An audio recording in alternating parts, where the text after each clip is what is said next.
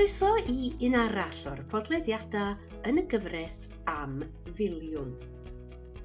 Wel, yn y rhaglen hon, dydw i ddim am roi'r teitl i chi ar y dechrau fel hyn. Gwrandewch ar y gerddoriaeth yma, a dyfalwch.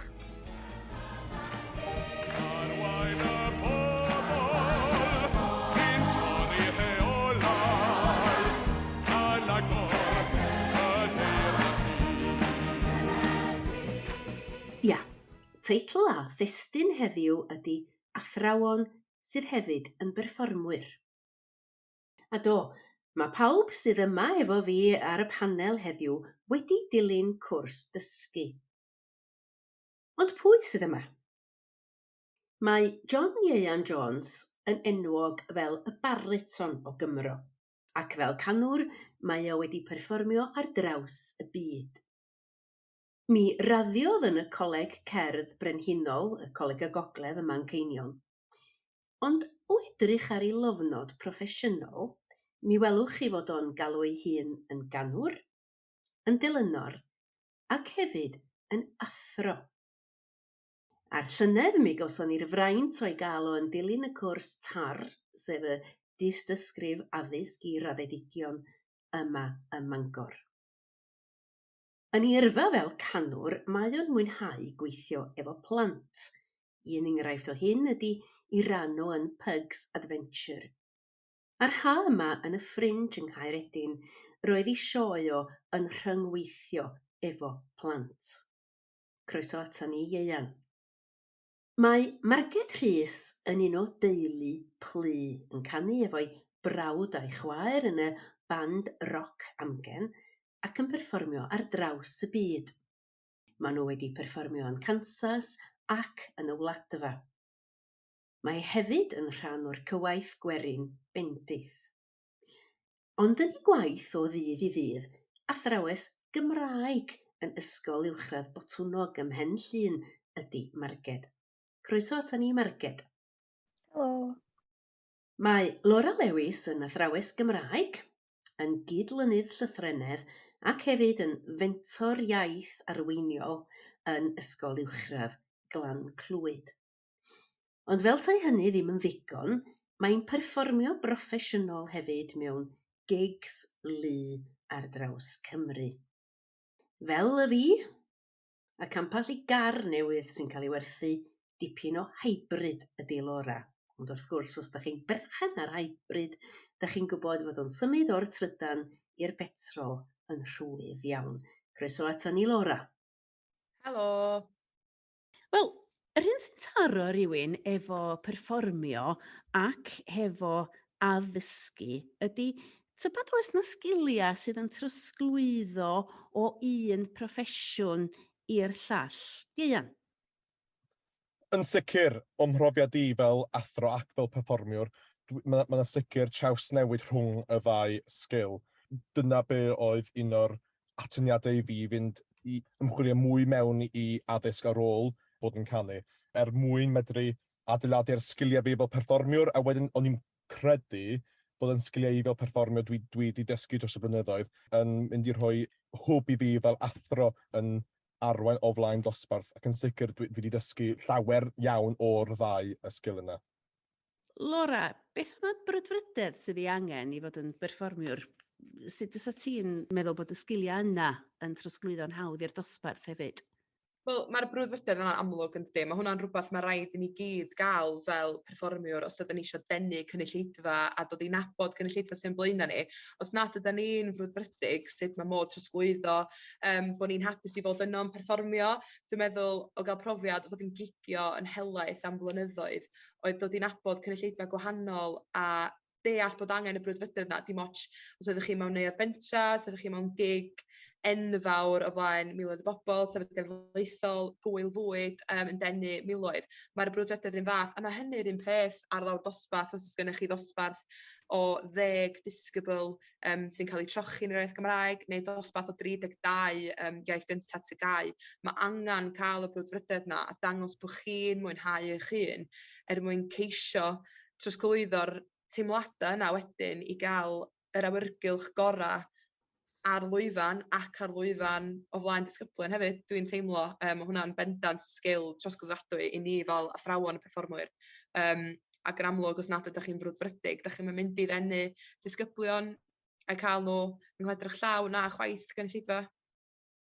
A sôn am gynulleidfa, wrth gwrs, mae'r athro yn gorfod adnabod i gynulleidfa fel yn wir mae cynulleidfa mewn gig fawr neu gig fel perfformiwr rwan, gig llai efallai mewn theatr fechan ac ati ynde. Oes na sgiliau creadigol tybad sy'n rhaid i'r athro a'r perfformiwr i cael sydd yn perthyn yn gyffyrddus yn y ddau fyd, Marged? Yn bendant mae angen i chi fod yn barod i addasu ac addasu yn greadigol pam da chi ar Lwyfan ac yn ymateb i anghenion y gynulleidfa.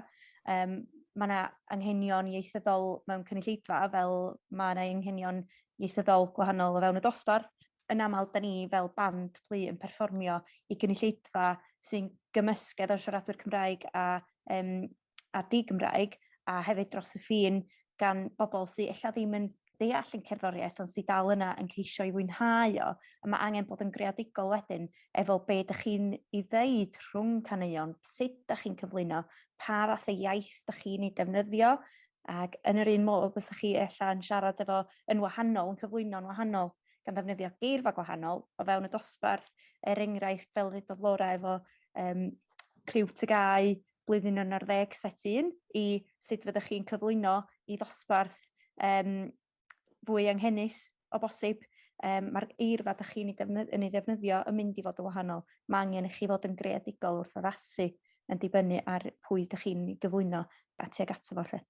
Ie, yr cywair iaith yna de, ac adnabod a symud oddi wrth y sgript, fedra i feddwl weithiau mewn gig, falle bod chi'n wedi trefnu eich setlist, ond nad ydy'r gynulleidfa ddim yn ymatab, a bod rhaid i chi newid y setlist, rhyw fath yn union, a ella bod rhaid i chi addasu cynllun eich gwers ar bapur ynde, a na'r hyn sy'n digwydd ar y funud sydd yn bwysig a ddim yr hyn sydd yn y sgript.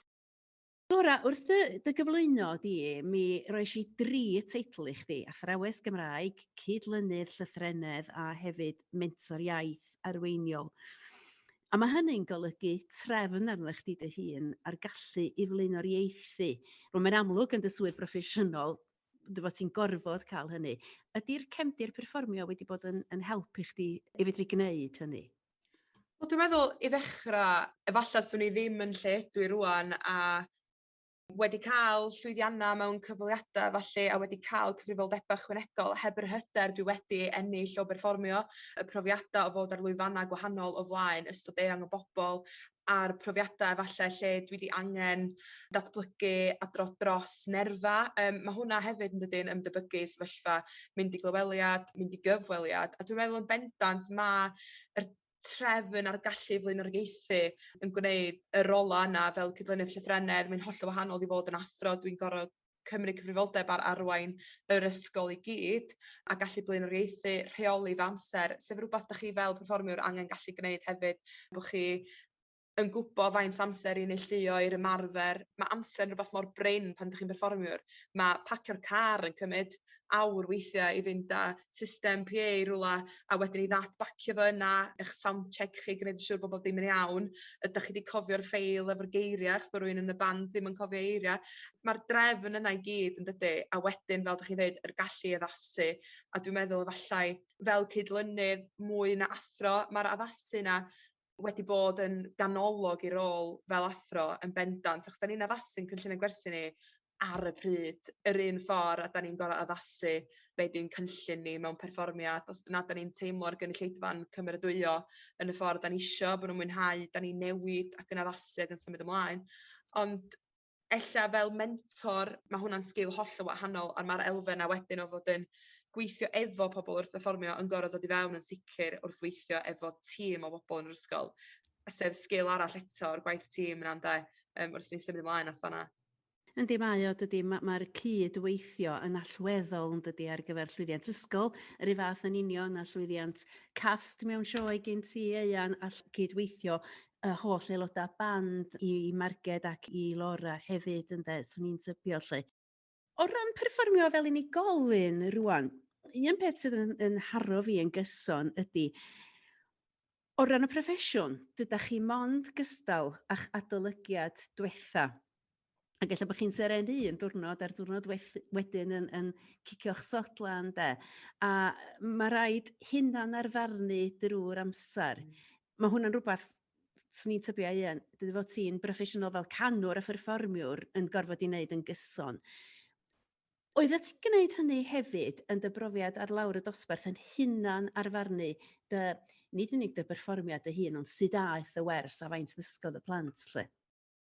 Dwi'n gweld nhw'n debyg ofnadwy. Os da chi'n colli'ch gynulleidfa ar Lwyfan, mae'n anodd iawn dod nhw nôl. Mae'n rhaid addasu yr un peth ar llawr y dosbarth. Da chi'n colli disgybl, mae'r disgyblion yna yn effeithio ar pawb yn y dosbarth bron, ac mae bod yn barod i addasu, deall, pan ydych chi wedi colli rwy'n deall, falle bod chi'n neud rhywbeth yn anghywir, yr un peth ar y Llwyfan, ac addasu, ac bron, dwi'n gweld fo gwahaniaethu, unwaith eto rhaid trio anelu'r perfformiad tuag at pawb yn y dosbarth ac ar Lwyfan. Ac yn sicr, mae'r hunan arfarnu'n am bwysig ofnadwy. Dwi'n yn aml iawn yn gwrando nôl ar yngwersi canu, ar yngwersi pan dwi'n dysgu neu pan dwi'n cael fy nysgu gan athro, i hunan arfarnu fy hun, sut allai i wella, sut allai i beidio ail wneud camgymeriadau drosodd, ac yr un peth ar lawr y dosbarth. Ar ôl pob gwers, dyna sut mae un yn gwella, sut mae un yn parhau i gadw lefel o lwyddiant yn y dosbarth, ac yn sicr, dyna sut dwi'n teimlo mod i wedi gallu trawsnewid rhwng y ddau ac wedi bod yn hapus i wneud, achos dwi wedi arfer barnu fy hun o hyd, ac the harshest critic chi ydy'r gynulleidfa, ac yn yr ysgol, y gynulleidfa ydy'r disgyblion. Os ydyn nhw ddim yn mwynhau, mae'n rhywbeth ydych chi'n neud anghywir, mae'n rhaid dysgu o hynny, mynd yn ôl i'r bwrdd gwyn ac trio ceisio gweld be ydy'r camgymeriad ac newid hynna ar gyfer y wers nesaf, mwyn peidio colli. Os ydych chi'n fel ddim, chi'n colli disgybl, mae'n anodd iawn dod nhw'n ôl, felly mae'n bwysig dysgu a newid yn sydd bin mwyn cael effaith yn sydd. Ac wrth gwrs, hunan arfarnu, da ni'n sôn am hunan arfarnu yn y fan honno, ond yn y ddau broffesiwn hefyd, mae yna arfarnu yn does gan adolygwr yn dy swydd broffesiynol di fel canwr a pherfformiwr. A mae angen, mae'n debyg, magu croen calad, ond i weithredu ar ferniadaeth. Ydy hwnna'n priodi i'r ysgol enghraifft yn y broses o gael arfarniad o'r tu allan gan uwch dîm neu bobl o'r tu allan yn arfarnu ni, lle? Dyn ni fel cantorion ac actorion neu rhywun sy'n rhoi eu hunan ar y llwyfan yn gorfod bod yn barod i gael arfarniad gwael neu da. Fel arfer, wedi mewn clyweliadau, da chi'n cael pethau gwael yn ôl, achos mae pobl eisiau chi i wella. Rhaid gweld hynny fel peth positif. Dyn ni'n lwcus yng Nghymru bod ni wedi dod yn cael ei magu trwy eisteddfodau, lle ydych chi yn cael arfarniad y pethau positif a'r pethau gwael. Well gyna i cael pethau gwael, achos dwi'n eisiau gwybod, os dwi heb cael llwyfan neu heb llwyddo, dwi ddim eisiau gwybod, clywed y pethau da, dwi eisiau clywed be allai wneud tro nesaf mwyn medru cyrraedd y lefel dwi eisiau gyrraedd. A mae'r un peth yn yr ysgol, os ydych chi'n cael rhywun yn dod i arfarnu i'ch gwers chi, ydych chi eisiau gwybod be allach chi'n neud yn well erbyn tro nesaf.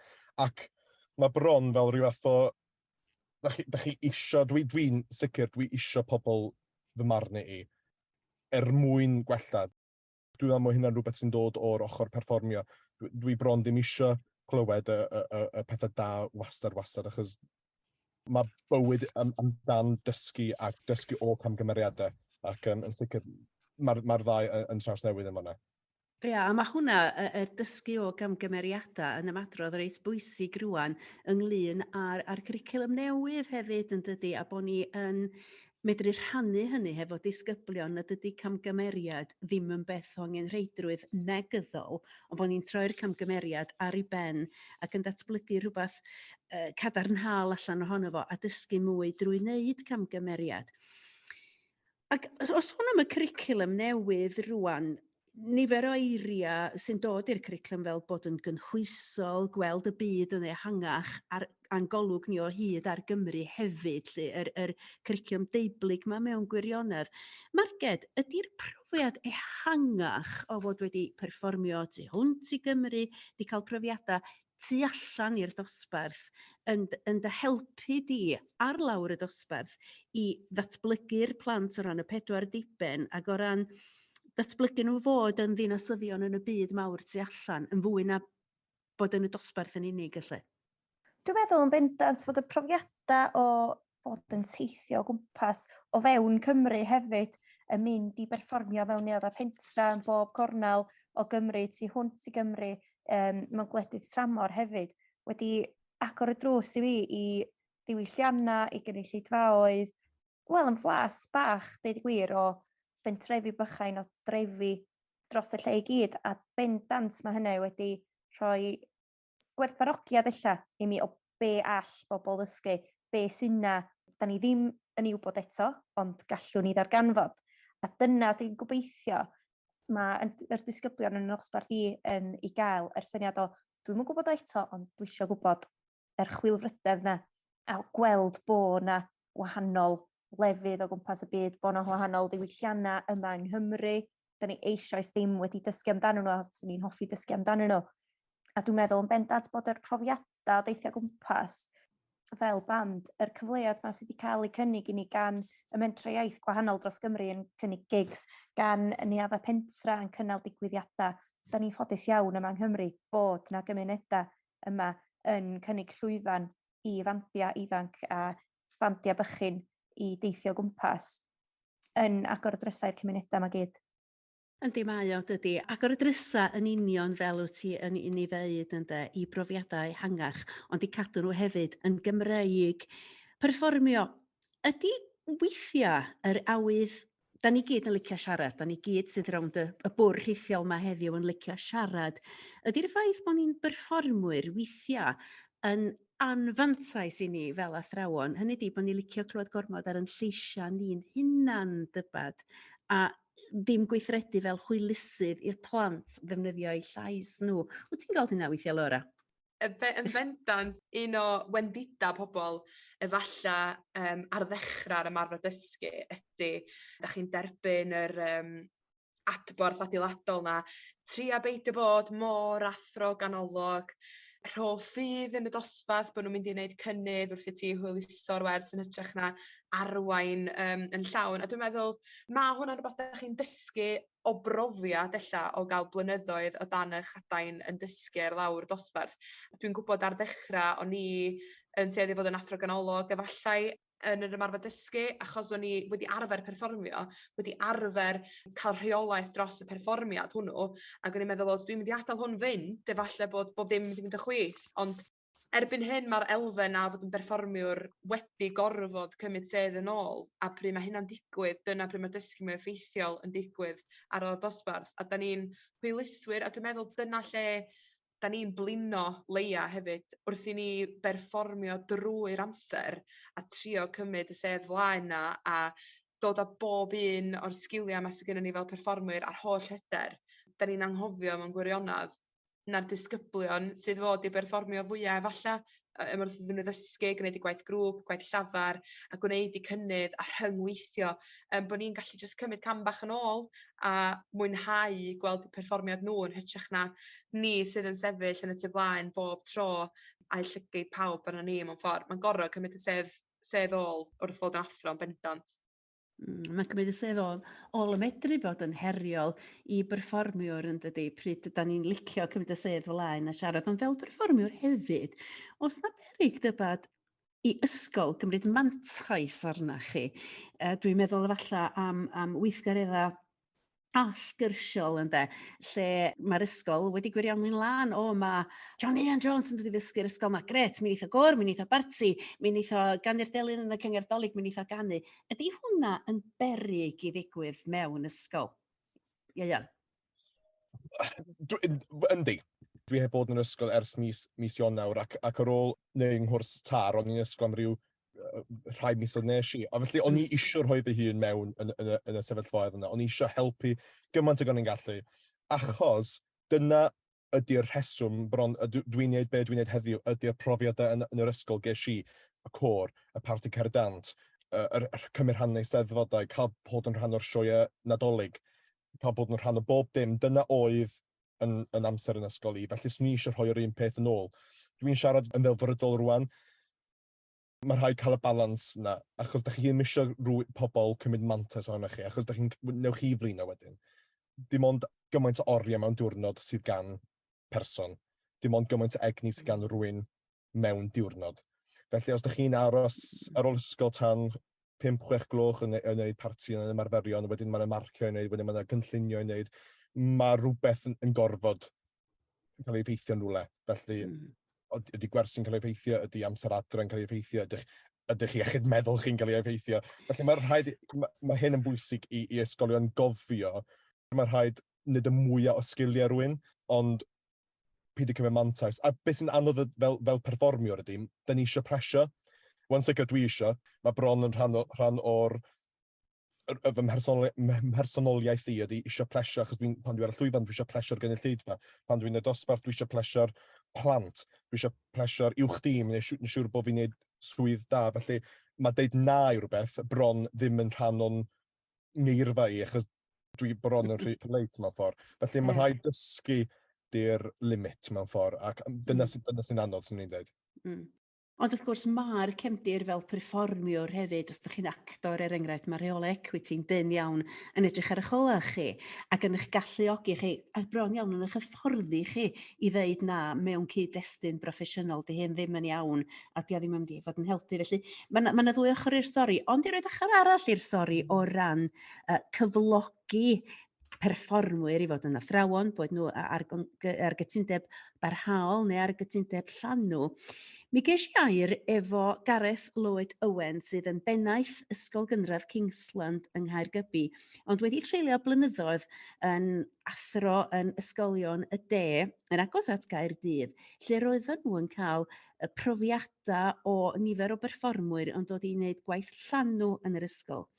A gofyn i Gareth i ddechrau, pa brofiad penodol mae o wedi cael o weithio hefo perfformwyr sydd wedi dilyn cwrs dysgu ac yn dod yn ôl wedyn i weithio mewn ysgol. Ie, di cael profiad efo cael actor i fewn i weithio yn yr ysgol ac a weithio efo plant. Ac wrth gwrs, oedd hi'n dod i gyfnod y Nadolig a cynhyrchiadau Nadolig. Ac mi oedd angen cynllunio ynglyn â hyn, ac be well na cael actor wrth law i helpu i sgriptio ac i lwyfannu. Felly manteision llwyr ar y pryd oedd edrych ar sgriptio. Mi oedd hyn mewn ffordd fatha rhyw ddatblygiad proffesiynol i ddeud gwir, a cael rhywun profiadol oedd yn enyn hyder i sgriptio, i weithio efo'r plant, i fagu hyder yn y plant hefyd. Ac wedyn i lwyfannu, wedyn mi oedden ni'n pledu syniadau a cael syniadau eitha, rhywbeth sy'n codi ofn yn arferol yn hytrach na cynhyrchiad yn yr ysgol fel arfer, sa'n ni yn neuadd yr ysgol, ond cael y syniadau yma o fynd allan o'r ysgol ac llogi neuadd, a dyna ddigwyddodd yn y pen draw. Sa'n ni logi neuadd mewn canolfan Hamdden, Lwyfan, gwisgoedd, ac heipio plant i fyny mewn ffordd o fedru cael yr achlysur fwyaf anhygoel yma mewn canolfan Hamdden a llwyfannu Cinderella. Ac wrth wneud hynny, mi aethon ni drwy y sgript, y gwisgoedd a dewis cymeriadau. Ac wrth wneud hyn, tynnu plant allan o'i cragan, datblygu hyder. A dwi'n meddwl yn ôl, ac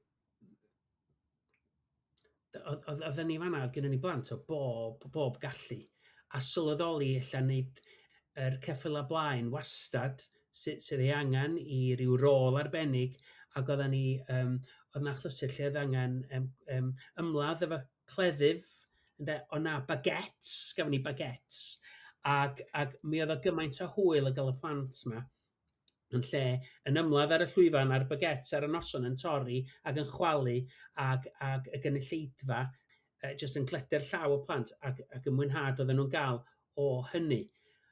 A mi oedd hynny, mi nath o fagu gymaint o hyder am pawb oedd yn rhan ohono fo mewn difri. Staff oedd yn rhan o hyn. Bod wrth gwrs mi oedd yr actor yn byw y peth o ddydd i ddydd ac yn gallu gwthio'r ffinia a hefyd addasu'r sgript a mynd â'r sgript dipyn bach yn bellach na fysa ni ella fel athrawon yn gwneud fel arfer. Ac i athrawon ella sydd wedi dod o ella nid iaith neu y celfyddyda oedd i maes nhw, ond ella bod y maes ella fwy maes gwyddoniaeth, mathemateg neu beth bynnag ydi o, a cael yr hyder yna gan yr unigolyn yna. Ac wrth gwrs, tydi hwnnw ddim jyst yn mynd i'r ddeiar wedyn, mae hwnna'n cael ei godi eto gan yr athrawon o weld o yn cael ei ddefnyddio wrth lwyfannu ar ôl i'r actor yna sydd wedi dod i fewn am gyfnod yn gadael. Felly mae hynny yn ailgodi wrth lyfannu y flwyddyn wedyn. A reid yr hyder i'r unigolyn yna fedru gwneud hynny eto. Wedyn defnyddio'r sgiliau yna, enghraifft efo cwrs llyfrau, wrth sgriptio ac wrth fynd â plant ymlaen o rownd sirol i rownd genedlaethol ac yn y blaen. Felly mae wedi bod mi oedd hwnna'n brofiad gwych i gael a brofiad gwerthfawr tu hwnt. Ac mewn gwirionedd, yr actor athro, yr hybrid yma, yn dod â mwy o sgiliau i mewn i'r ysgol na fydda athro cyffredin. A effaith yr sgiliau yna'n bellgyrhaeddol yn yr ysgol, fel rwyt ti wedi dweud. Ond hefyd i'r actor, neu i'r perfformiwr, nad ydy y gwaith perfformio ddim yn stopio os ydych chi'n croesi'r bont yna ac yn mynd i fyd addysg ynde, y cewch chi, fel y dwi wedi cael ar hyd y blynyddoedd, barhau hefo mwynhau gwaith perfformio ma'ch swydd broffesiynol chi ydy bod yn actor. A Gareth, mi fydda ti yn mwynhau gweld mwy o hyn yn digwydd yn y gogledd rwan hefyd, cael athrawon perfformwyr i mewn i'r ysgol. Mae rhywun wastad yn trio meddwl be fedrwch chi gael allan ac y sgiliau sydd gan unigolion wrth ddod i fewn yn beth bynnag ydi o. Pan da chi'n edrych ar athrawon, ar lwyddiant athrawon, da chi'n edrych ar y skillset, dealltwriaeth yr unigolion yna. Ac os da chi'n edrych ar skillset actorion a pethau maen nhw'n gymryd yn hollol ganiataol a medru mynd i fewn i hwnnw a cyfoethogi cwricwlwm y plant, profiadau'r plant, efo beth sydd ganddyn nhw. A dyna be mae rhywun wastad yn neud, ydy gofyn, os da chi'n edrych ar eich staff, beth bynnag, da chi'n edrych ar be di cryfdera'ch staff, da chi'n diddordeba'ch staff, da chi'n datblygu'r agweddau yna. Felly mae'n sefyll i reswm a mae'n hollol naturiol os oes gennych chi rywun yn dod o gefndir drama, gefndir di bod yn actor, da chi'n mynd i dynnu ar hynny mwyn cyfoethogi'r cwricwlwm ar gyfer y plant. Enwedig yn sgil y byd da ni yn ei rwan. Cwricwlwm newydd. Da chi'n gwybod, yr dysgwr uchelgeisiol, reid y cyfleoedd i blant cael arbrofi a cael yr hyder i fentro a hefyd i sylweddoli'r safon uchel sydd ganddyn nhw. Enwedig yn ochr digidol a recordio, ail ymweld, ail edrach, mireinio. Mae'n gwneud gymaint yr agwedd greadigol hwnnw. Mae cael y sgaffald yna o unigolyn yn reid yr hyder yna i blentyn. Da ni'n edrych rhan y cwricwlwm ar oresgyn heriau sydd yn dod, a'r her o fynd ar lwyfan, yr her o greu y persona yma a gweld plant yn ei gwisgoedd plant yn ddihyder, ond yn creu y persona newydd yma yn y cymeriad. A wel eisiau'n digwydd rhan gweithio pan ni'n gweithio yn y de o llwyfannu dan arweiniad actor. Felly mae'n gwneud synwyr llwyr. O braf iawn oedd cael sgwrs efo Gareth Owen, pennaeth ysgol, ac i roi agwedd uwch dîm ac arweinyddiaeth y myd addysg ynglŷn â ffontio rhwng y ddau broffesiwn a'r manteision yn wir. Wrth gwrs, un peth mae perfformwyr yn ei wneud hefyd ydy hyfforddi cantorion, hyfforddi pobl i fod yn actorion, hyfforddi pobl i fod yn offerynwyr ac ati. Ond does na wahaniaeth rhwng hyfforddi ac addysgu, ac ydy hyn ella medru bod yn broblem ar lawr dosbarth. Ieuan. Mae hyfforddi'n rhan o yrfa perfformiwr fel arfer. Boed hynny mewn ffordd mentora neu bod chi'n cael gwersi pob wsos. Dwi'n dysgu ambell i ddisgybl i ganu, dwi'n gwneud theori y cerddorol hefyd, ac hefyd y mentora neu yn rhoi coaching fod ni'n galw fod tuag at rhywbeth. A gwahaniaeth ydy, dwi'n meddwl bod pan ydych chi'n hyfforddi unigolyn, allwch chi fod lot mwy penodol efo beth ydych chi'n gwneud. Mae'r disgybl yn y marn ni efo lot mwy o lais, achos da chi'n medru bwnsio syniadau oddi ar eich gilydd. Fel arfer, da chi'n anelu tuag at rhywbeth gradd, neu eisteddfod, neu rhyw fath o gysadleuaeth neu gyngerdd. Pan da chi'n addysgu mewn ysgol, mae'r byd yn newid yn gyfyn gwbl. Mae gen chi 30 o blant, mae'n llawer mwy anodd bod i trin pob unigolyn bersonol dyna ydy'r gôl, ond mae rhaid bod yn realistig amdan hynny. Felly, y gwahaniaethu ar lawr y dosbarth ydy'r her. Yn ymwedig mewn cerddoriaeth, achos mae pawb ar lefel gwahanol yn y marn ni. Cerddoriaeth drama, mae rhai pobl yn cael gwersi efo rwy'n fel fi adre, felly mae mantais iddyn nhw ar lawr y dosbarth. Ac mae rhaid addasu a newid hynny pan ydych chi'n newid o hyfforddi i addysgu. Y problem wedyn ydy pan ydych chi ar lawr y dosbarth, ydych chi eisiau rhoi gymaint i bob un disgybl. Ydych chi'n gweld falle disgybl sy'n yn serenu, ydych chi bron eisiau eu mentoren nhw yn bellach, ond rhaid peidio cael eich denu mewn i hynny, a rhaid trin pawb ar yr un math o lefel. Ond mae'n hyfforddi i efo unigolion rwan wedi gwella, dwi'n meddwl. Dwi'n well athro rwan ar ôl wneud y cwrs tar, ar ôl cael y profiad yna ar lawr dosbarth, pan dwi'n hyfforddi pobl rwan tu allan o'r ysgol. Ia, a'r adnabod a'r gwahaniaethu felly di'r gair allweddol yn y fan yna, de. Wel, da ni eisiau wedi sôn am steddfoda a chyngherddau, a mae'r geiriau neu'r term siarter iaith a gweithgareddau allgyrsiol yn enfawr rwan ac yn rhan o wireddu gweledigaeth Llywodraeth Cymru o Cymraeg 2050 a 1,000,000 o siaradwyr. Mae'r siarter iaith a cherddoriaeth y siarter iaith yn amlwg iawn ar Radio Cymru, a da ni'n hyrwyddo mewn ysgol ac y tu allan hefyd gweithgareddau cymdeithasol o siarad Cymraeg a mwynhau drwy gyfrwng y Gymraeg. Felly dewch i ni ddafalu pwy ydy'r rocar yma sydd hefyd yn syr o 9 tan hanner awr wedi 3. Ia, felly Rhys dwi'n aelod o'r band Fleur de Lis, dwi'n canu ac yn chwarae gitar i'r band ac yn sgwennu'r caneuon efo'r band lly. Mae bod mewn band a bod o flaen dosbarth, mae siŵr yn eitha tebyg, a mae wedi'n helpu ar hyd y blynyddoedd dwytha yma, mae siŵr i fod i arfer bod o flaen cynulleidfa os da ni'n meddwl amdan y dosbarth fel yna.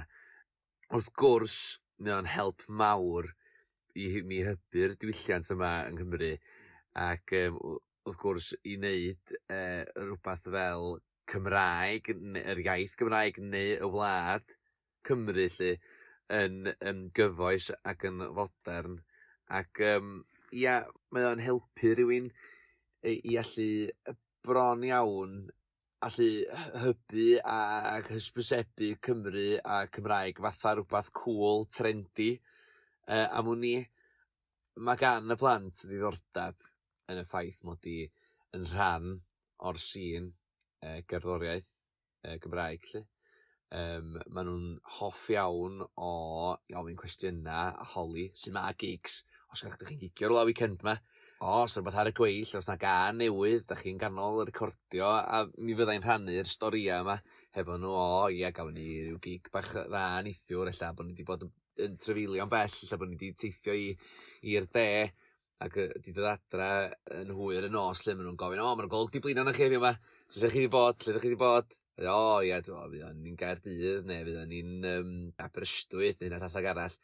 A wedyn, maen nhw'n licio clywed yr hanes, ia, yna lot o bobl yna, beth ar eich chi chwarae. Felly mae'r cwestiynau yn ddi-ddiwedd gynnyn nhw. A mae'n braf gweld y plant yn gofyn cwestiynau am rhywbeth sydd ar gael iddyn nhw, yn hawdd dyddi yma.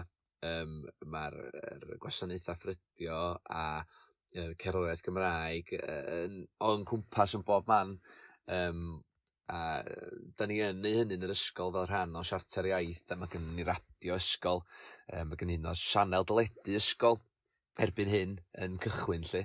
Wedyn, lle maen nhw yn sôn am artist, yr hanner tymor, artist Cymraeg, lle yr hanner tymor, neu band y mis, a da ni'n cael trac yr wsos, a wedyn mae y tracia yna'n cael ei chwarae wedyn ar gefndir fideos cystrawen cŵl, lle mae'r plant yn dewis un patrwm brawddeg yn dod gwmpas i art yn holi i gilydd ac yn defnyddio hynny, ac yn rhoi esiampl ac yn modelu iaith mewn ffordd. A mae heini wedyn yn ffeindio ei ffordd ar yn gwefannau cymdeithasol ni fel yr ysgol a falle. Mynd yn ôl i feddwl sut mae bod o flaen cynulleidfa, dwi'n meddwl bod na gysylltiad cry yn fonno o ran person sydd ar flaen y gad mewn ffordd yn y band lle ac yn ffryntio y band lle mae cynnal torf yn sgil dwi'n meddwl bwysig iawn yn enwedig os da chi isio'ch cynulleidfa chi fwynhau y profiad o fod yn eich gig chi. A mae cynulleidfa'n wahanol bob tro. Wan, dwi wedi cael profiadau lle dwi wedi bod o flaen ella 1 neu 2 hyd yn oed yn gwylio ni a ddim yn sbio na ni ac yn ddistaw iawn. Wan, ella yn fonno, ella bod dim yn syniad wedyn ni ofyn iddyn nhw ganu nôl i chi ac yn y blaen. Felly, ia, a mae'r un fath efo dosbarth efo nabod eich cynulleidfa chi wedyn ydy'r plant yn rhoi swyl, ydyn nhw'n hyderus, ydyn nhw'n fodlon rhoi llaw i fyny i ofyn cwestiwn neu ddangos barn, neu ydych chi'n gorfod bod yn sensitif ac meddwl allan ffordd arall o asesu ar gyfer dysgu. Mond yn rhoi un esiampl yn fonno lle. Felly, ia, mae wedi'n helpu, mae'n siŵr, hefyd o ran wedi bod yn gigio a mewn band eson ni yn, wel, dwi'n meddwl na, ddys i ar Lwyfan gyntaf pan oedd 15, dwi'n meddwl, ar ben fy hun, lle efo gitar, felly, ia, mae rhywun wedi arfer sefyll o flaen, torf, lle, neu sefyll o flaen mwy nag un person, ac yn rhyfedd iawn, dwi'n mynd yn fwy nerfus os rhywbeth efo cynulleidfa fach wrth ganu. Dwi'n meddwl bod rhywun yn gofyn i mi bigo gitar fyny a canu can o flaen llond lounge o bobl, o flaen teulu, o flaen nain, neu rhywbeth fel la. Swn i'n fwy nerfus na ella torf o dros 100 o bobl mewn gwyl gerddorol lle. Ond wedyn, efo dosbarth ar y funud lle, dwi'n dysgu dosbarth blwyddyn 56. Mae yna dros 30 o disgyblion yn y dosbarth lle. A mae rhywun dod i nabod nhw'n siŵr. A dyna di'r unig wahaniaeth mae'n siŵr ydy fod torf neu cynulleidfa rhywun yn newid wrth o mewn band. Ella bod ni'n cael amball i wyneb cyfarwydd yna. Ond wedyn, efo dosbarth, maen nhw'n rhan rhai bob tro am flwyddyn gron lle. Wedyn, yn sicr, mae o wedi helpu o ran fy hyder personol i o allu sefyll o flaen dosbarth. Achos rhyw fath o berfformans ydi o, ella, neu dim a rhyw fath o act, ella bod o'n act, ond mae o'n sicr yn berfformiad o flaen dosbarth. Da chi'n croesawu nhw, da chi'n cyflwyno iddyn nhw, da chi wedyn ella yn rhoi yr het yna i lawr a pigo'r het yr addysgwr i fyny yn gwisgo hi wedyn i roed y sgiliau ar draws ac i ymarfer y sgiliau ac wedyn yn ôl wedyn os da ni eisiau cloi gwers mae'r het perfformiwr yn ôl ac da ni'n gweithio ar y stafell, da ni'n tynnu disgyblion i mewn i'r sgwrs ac yn y blaen. A mae o'n rhywbeth debyg wedyn, da chi'n clywed a bobl yn deud mi oedd gen hwnnw, oedd y frontman yna, oedd y dorf yn byta allan o'i law ac a rhywbeth fel ydy'r ella'r nod fel athro ydy gael plant eich dosbarth chi i fod yn byta allan o'ch llaw chi a bod nhw wedi i'w dal ella mewn rhyw fath o gysyniad bod o'n sgwennu stori neu hyd yn oed fod o yn sgil fatha ella fwy o ran mathemateg a rhifedd, bod nhw'n canolbwyntio a bod nhw yn y wers lle yn bresennol. A mae hynna yn mynd yn ôl wedyn yn union mewn sefyllfa gig lle da chi isio'r bobl yn y gynulleidfa fod hefo chi. A dwi gweld fy hun yn gweiddi hynny ar y dorf pan dwi'n gigio lle, da chi efo fi. A dwi'n meddwl bwysig a ella yn ymhen ni, mod i'n deud hynny hefyd o flaen dosbarth, da chi efo fi, da chi'n dilyn, da chi'n dall beth dwi'n drio ddeud fan hyn, ac mwyn ysbrydoli, boed o'n dorf mewn gwyl gerddorol neu dosbarth, mae rai chi fod yn rhoi y perfformiad yna a switch on fel actor, ella dyna dwi'n drio ddeud o ran efo act, na bod chi'n rhaid y switch on pan mae'r actor yna, ella bod o'n dawel bach yn ei stafell newid yn rhoi i golir ymlaen cyn mynd i wneud pantomain, ond pan da chi'n cerad ar y llwyfan, mae'r dem yn switch on a mae'r cymeriad ma'n dŵad a da chi'n fywiog ar egni ma yn dal sylw da. Felly, dwi'n yn gwybod be mae'r plant yn meddwl, os dyn nhw'n meddwl bod o'n cool fod gynnyn nhw athro sy'n mewn band ar y scene rock Gymraeg, ond mi holai nhw a gan i weld be sgynnyn nhw i ddeud. Dwi'n meddwl mae'n really cool a mae'n bonkers bod athro fi yn mewn band Cymraeg. Dwi'n meddwl beth da bod Mr Edwards mewn band a mae'n dysgu plant os y Cymraeg. Mae'n cool bod Mr Eds yn gallu bod yn famous yn dar yma Gymru ac yn athro hefyd. Dwi'n meddwl mae'n cool cael athro sydd mewn band Cymraeg oherwydd mae'n gallu dysgu ni sut i siarad mwy o Gymraeg a canu. Dwi'n meddwl bod o'n really cool na mae Mr Ed mewn band o'r yn gallu ni lot o bethau Cymraeg fel siarter iaith gyda ni.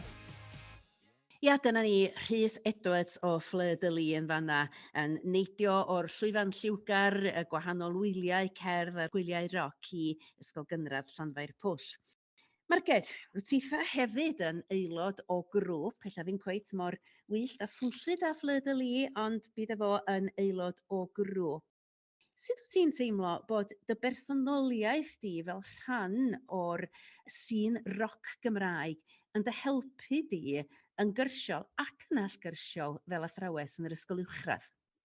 Wel, gan mod i'n eitha newydd yn yr ysgol lle dwi ar hyn o bryd, dydy'r disgyblion heb ffeindio allan mod i mewn grŵp eto. Dwi ddim yn meddwl bod blwyddyn 7 yn rhan o ein gynulleidfa darged fel plu o bosib. Ond be bynnag, dwi'n meddwl be dwi wedi gallu rhoi i'r ysgol ydy fy ngwybodaeth am y sy'n am y cerddorion, pa cerddoriaeth sydd allan, beth sy'n newydd, beth sy'n boblogaidd, mae'r fforwm iaith wedi bod yn gweithio yn ddiweddar yn creu rhestr chwarae yn trac yr wythnos ar gyfer yr ysgol, a mae gweld eu cyfraniadau nhw wedi bod yn ddifyr a ella taflu ambell un fwy diweddar neu ambell un fwy amgen i fewn i'r gymysgfa yna. Dwi'n meddwl bod gallu cael yr gwybodaeth o fod yn gigio, o fod mewn gwyliau, o fod yn darganfod miwsig newydd ac yn ymchwilio wedi gallu bod yn gyfraniad mewn ffordd i'r fforwm iaith ac i'r bosib ehangu gorwelion cerddorol y disgyblion sy ella mond yn clywed am Dafydd Ieuan ac Candelas ac yr big guitars na.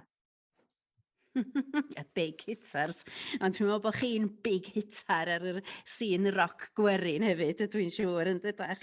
Diolch yn fawr iawn am hynna. Mae disgyblion ysgol Botwnog i fewn am dipyn o sioc yn nes ymlaen yn ystod y flwyddyn academaidd yma, ydw i'n siŵr. Mae Marged a Lora yn athrawon sydd yn gweithio yn yr ysgol drwy'r amser. Ond wrth gwrs, un model mae perfformwyr sydd yn athrawon hefyd yn ei fwynhau ydy y model hybrid, lle rydych chi yn weithio yn perfformio a thro arall mi ydych chi yn gweithio fel athro mewn ysgol. Wel, mi ges i sgwrs efo Victoria Puw, yn ddiweddar. Gallech bod chi'n nabod Victoria fel Mags yn rownd a rownd, neu'r uwch ar olygydd Susan Lynn yn y graith, neu hyd yn Saesneg, neu Gwenda yn 35 diwrnod. Mae wedi perfformio niferoedd o weithiau ar Ysbrydolec, ar y sgrin fach, ac hefyd y sgrin fawr, ac ar lwyfanna efo'r theatr genedlaethol yn Deffro'r Gwanwyn, a chwmni theatr Clwyd hefyd sawl tro. Ond ar yr un pryd, y mae Victoria yn athro cynradd. A dyma gyfle i holi iddi ddechrau, pam mynd i ddysgu? O'n i'n gwneud Shakespeare hefo yn ffrind i Ruth Lloyd, a mi roedd hi yn gwneud y ddau beth. Oedd hi'n actio, a mi roedd hi yn cyflenwi. A nath hi ddeud, y peth callai ti'n neud ydy, fel bod ti'n gallu parhau yn y byd actio, a gen ti waith go iawn, a gwaith sydd yn mynd i gynnal di, ydy gwneud cwrs tar. A felly dyna be nes i. Ydy o'n bosib rhannu dwy swydd neu dau broffesiwn bron iawn ar yr un pryd felly? Wel, be dwi wedi bod yn neud ydy, mae yna gyfnodau lle dwi'n actio, a dim ond yn actio, fel pan o'n i'n rownd a rownd, doeddwn i ddim yn cyflenwi o gwbl. Pan oeddwn i'n theatr Clwyd yn gweithio, oeddwn i'n theatr Clwyd, wedyn pan o'n i'n dod nôl i Gaerdydd, roeddwn i'n gallu cyflenwi. So mae wedi bod yn rhywbeth dwi wedi bod yn neud rhwng gwaith actio. Ond mae yna erbyn rwan wythnosau lle bys ni'n gallu neud dydwch tridio ffilmio ar beth fel Craith a deuddydd o gyflenwi. A dwi wedi bod yn lwcus iawn, gan fy mod i wedi bod i wrthi ers 5 mlynedd ar hugain. Dwi wedi dod i nabod gymaint o ysgolion ac athrawon. Maen nhw'n fodlon i fi ddod mewn am gyfnodau hir, a wedyn yn fodlon i fynd off i wneud rhywfaint o waith ffilmio neu gwaith theatr. A dyna sut dwi wedi bod yn gweithio yn ddiweddar. Dwi wedi bod yn cadw at yr un ysgolion ac yn cyflenwi wedyn. Felly, enghraifft, nes i cyfres diwethaf o Craith, roeddwn ni yn gweithio mewn ysgol uwchradd dros Covid. O'n i'n lwcus iawn cael y gwaith yna gyda bob dim oedd yn digwydd, a mi roedden nhw yn gallu fy rhyddhau i fynd i ffilmio. So o'n i'n cael amser heb dal, ond fel arfer dydw i ddim yn cymryd contract. Fy newis i ydy mynd i ffilmio, peidio mynd i ddysgu, a dwi ddim eisiau fod yn ddewis i'r brif neu'r dirprwy neu beth bynnag sydd yn fy nghyflogi fi ar y bryd. Felly dwi eisiau cadw y dewis, a dyna pam dwi ddim fel arfer yn cymryd contract. Wrth gwrs mae hynny yn gallu achosi problemau. Os dwi'n sal, dwi'n sal. Dwi'n yn cael yn halu. Pan o'n i off am ddefnos efo Covid, doedd dim tal. Pan o'n i'n ysbyty am 2 wythnos, doedd dim tal. Ond wrth gwrs dwi'n gallu ennill pres wedyn, efallai pan fysa athrawon ddim yn ennill pres yn y gwyliau, yn wythnosau, yn gwneud ar ôl ysgol, fel lleisio. Felly, weithiau mae'n gallu fod yn anodd, dwi ddim yn cael digon o dal weithiau, a weithiau rwy'n sy'n gallu just yn siŵr bod chi'n gallu rhannu fe allan, fel bod o yn fy nghynnal i a fy nheulu digon. Sefydlogrwydd yna, mae'n debyg o fedru neidio o un proffesiwn i'r llall. Yr sefydlogrwydd ariannol i ddechrau wedi bod yn o gymorth. O'n i'n siarad efo un actor chydig yn ôl, a dyma hi'n dweithau, pan da chi mewn gwaith, dydy am gwahaniaeth be di'r gwaith hwnnw, mae'n haws i chi wneud sioe well mewn clyweliad. Oherwydd, be oedd hi'n ddeithau, oherwydd nad ydych chi ddim mor stressed, a bod y stress, y straen hwnnw'n dod trwad i'r clyweliad. Fysa Victoria Pyw yn cytuno hefo hynny? Mae dibynnu llwyr ar y sefyllfa a pwy dwi ti hefo, a pobl sy'n gyfweld a y sgript, a mae o'n hollol allan o dy ddwylo di os mae'n mynd i fynd un ffordd neu'r llall. O ran bod mewn swydd, bynnag swydd y dwi'n neud o 100%. Felly, pan dwi'n dysgu, dwi wrthi am oriau maith yn paratoi, ac dwi yn y 100%, a mae'r plant yn cael mwy na 100%, i ddweud y gwir gyna i, a dwi'n neud yn siŵr bod fi'n neud y gwaith gorau dwi'n gallu neud, a pan dwi ar Lwyfan neu yn gwneud gwaith teledu, dwi yn neud 100% y swydd yna. Be sydd yn anodd weithiau ydy trio cael yr amser i ddysgu'r geiriau pan wyt ti yn paratoi'r gwaith tra dy fod ti ffwr. Cos os dwi yn gweithio mewn swydd, dwi yn paratoi'r gwaith. Ac wrth gwrs mae hynny'n cymryd lot fawr o amser. So, beth sydd yn digwydd ydy dwi'n gorfod trio gweithio allan yr amser dwi'n rhoi mewn i bethau. A dwi'n gorfod paratoi'r gwaith dwi'n gadael, a dwi'n gorfod wedyn dysgu'r leins a bod yn hollol barod ar gyfer y cyfweliad neu ar gyfer y gwaith ei hun pan dwi'n mynd ati i wneud beth bynnag ydi o. A gwneud y paratoi. So mae'r paratoi yr un peth os ydych chi'n actio neu os ydych chi'n dysgu. Mae paratoi a mae'r gwaith ymchwil, mae'n hynod o bwysig yn y ddau swydd. Felly mae yna bethau sydd eitha tebyg yn y ddau. Mae'r agwedd yna o broffesiynoldeb wedi dod trwad yn yr sgyrsiau eraill y dwi wedi cael heddiw efo perfformwyr mewn gwahanol feysydd mewn gwirionedd, yr rhoi 100% yma, beth bynnag ydy'r proffesiwn ynde. Da ni tueddu sôn am berfformwyr yn mynd yn athrawon, ond beth am droi'r peth wyneb i weired ben eich yn isa, oes na sgilia wyt ti wedi gael yn y dosbarth sydd wedi cyfoethogi a gwella os rhywbeth dy waith di fel actor? Mewn un ffordd, pan roeddwn ni yn cyfarwyddo plant, felly'n llythrenol gwaith theatr, gwaith drama gyda'r plant, dwi'n gallu dysgu gymaint yn gwylio sut maen nhw'n perfformio, sut i gael perfformiad allan ohonyn nhw, a sut i gyfarthrebu, ac ydw i wedyn yn gallu meddwl amdan yr ochr arall, pan ydw i yn cael fy nghyfarwyddo mewn ffordd. Sgiliau eraill.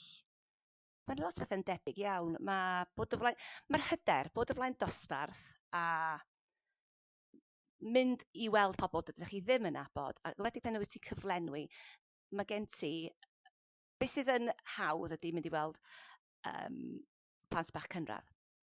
Beth sy'n anodd ydy mynd i ysgol uwchradd, lle mae'r plant yn gallu bita chi'n fyw. Felly mae'n rhaid mewn ffordd rhoi perfformiad ymlaen.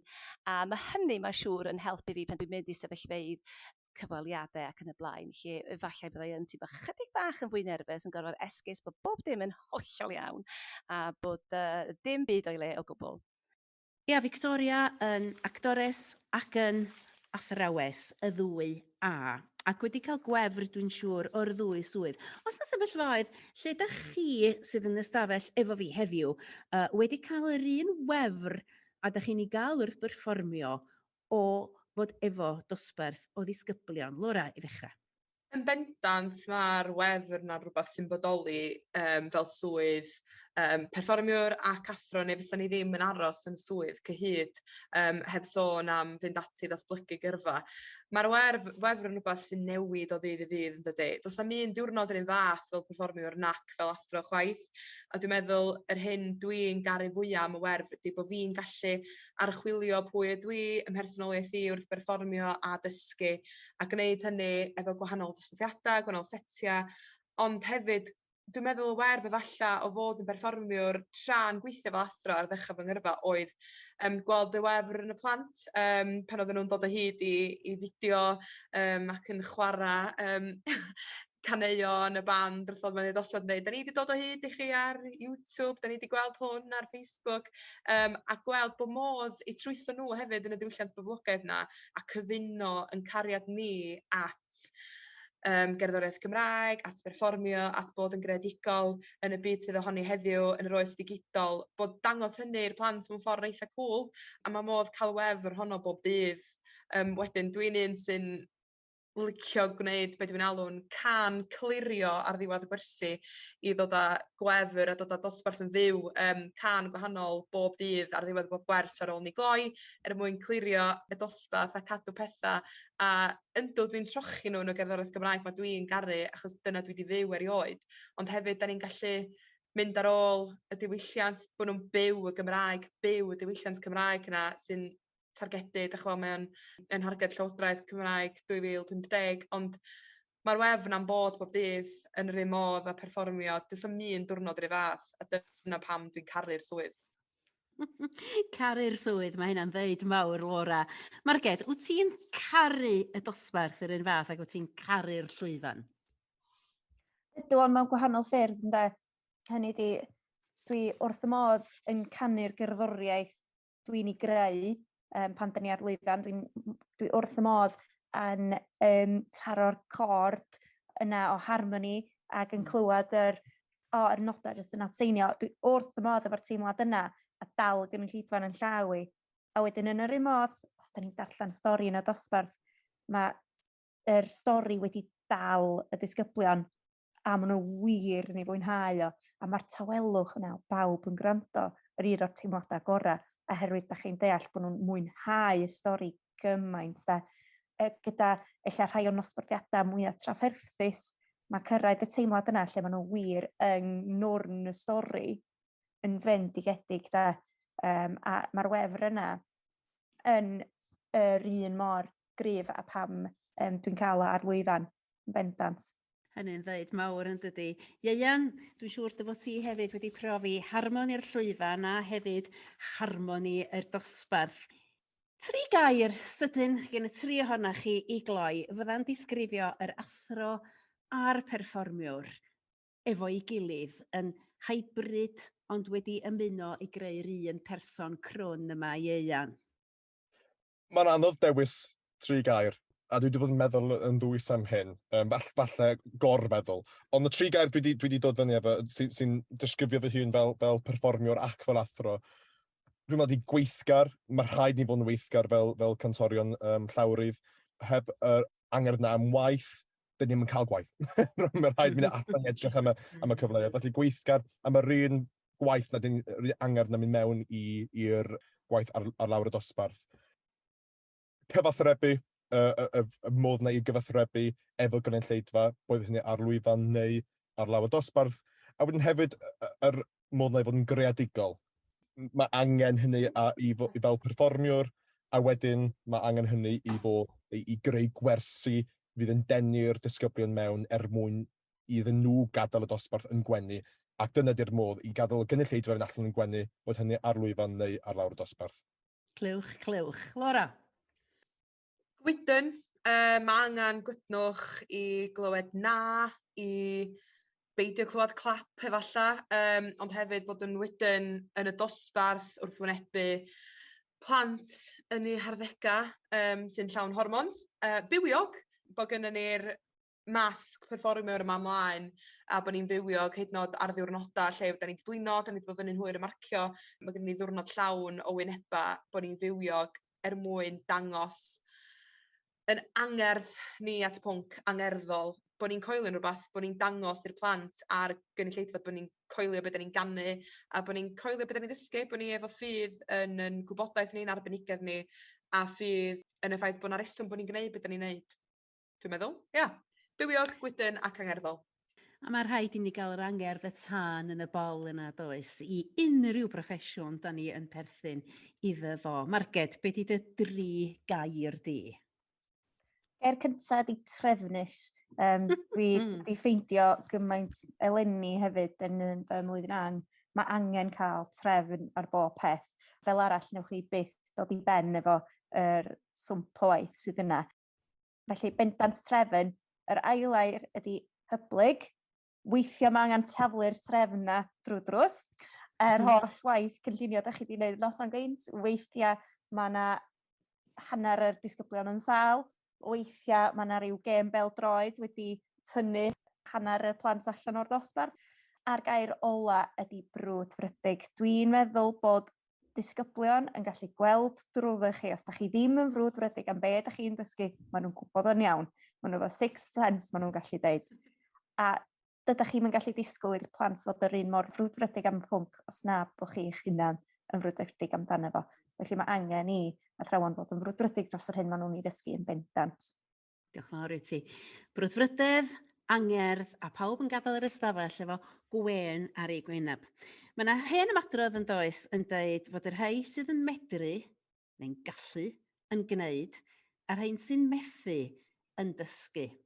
Wel, dwi'n gobeithio heddiw efo cymorth yr 3 arbennig yma yn bod ni wedi profi nad ydy'n hynny'n wir a bod ni wedi troi yr holl ymadrodd yna wyneb i weired.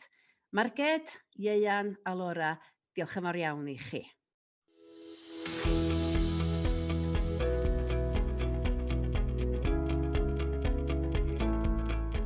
Diolch i chi am wrando ar bodlediad o'r gyfres am filiwn.